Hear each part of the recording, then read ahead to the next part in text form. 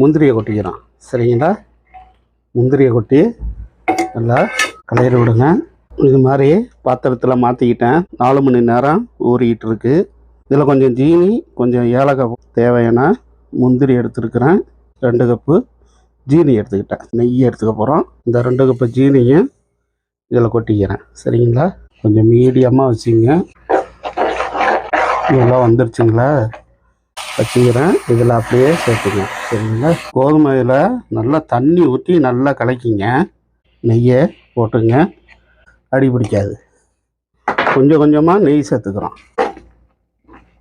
இந்த ஏலக்காவும் நெய் நிறைய போட்டுங்க. சரிங்களா? நெய்யை போட்டு நல்லா பரட்டி விடுங்க. முந்திரியை கொட்டிக்கிறோம். சரிங்களா?